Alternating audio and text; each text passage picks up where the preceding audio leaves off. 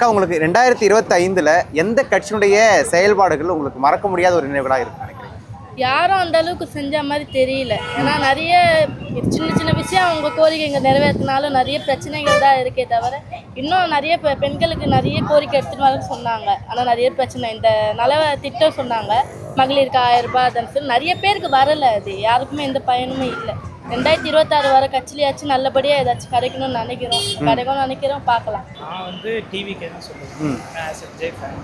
அப்புறம் ரெண்டாவது என்னன்னா, அவங்க இதில் வந்து உமன்ஸுக்கு நிறையா பாலிசிஸ் கொண்டு வர மாதிரி அவங்க ஒரு வாக்குறுதி கொடுத்துருக்காங்க. அது போக அவங்க மேஜராக சப்போர்ட் பண்ணுறதும் ஃபீமேல்ஸுக்கு தான் நிறையா சப்போர்ட் பண்ணுறாங்க.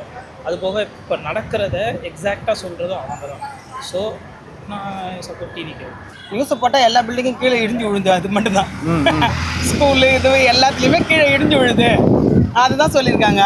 எங்கள் பாலம் காவா எது கட்டினாலும் எல்லாமே ரோடு போட்டதுலேருந்து எல்லாமே அப்போதுக்கு அப்பயே சொரண்டிட்டு அவங்களே அங்கே இருக்கிற ஜனங்களே தோண்டி தோண்டி காட்டுறாங்க. ரீசெண்டாக எந்த கட்சின்னு பார்த்தீங்கன்னா நம்மளுக்கு டிவிக்கே தான்.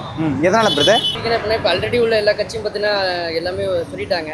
இதுவும் இந்த ஆட்சியில் பார்த்தீங்கன்னா எதுவும் நடக்கலை. இப்போ ரீசெண்டாக வந்திருக்கிறாரு, புதுசாக வாய்ப்பளிக்கணும்னா வாய்ப்பளிச்சா நம்மளுக்கும் கொஞ்சம் மாற்றங்கள் ஏதாவது வருதான்னு பார்க்கணும். அதுக்காக தான் ரீசெண்டாக இப்போ டிவிக்கு கொஞ்சம் நல்லா பண்ணிட்டு இருக்காங்க. அரசியல் மாற்றம்ன்றது எதுவும் இல்லை. எப்பவுமே வந்து அதிமுக திமுக ரெண்டுமே தான் ஆட்சியை பிடிச்சி ஆண்டுன்னு இருக்குது. இப்போ இடையில நிறைய கட்சிங்க வந்திருக்கு. இருந்தாலும் எம்ஜிஆர் ஜெயலலிதம்மா செஞ்ச மாரி இது வரைக்கும் யாரும் செய்யல. அதுக்கப்புறம் இப்போ திமுக செஞ்சுன்னு வருது. இப்போ இடையில வந்து விஜய் வந்திருக்காரு,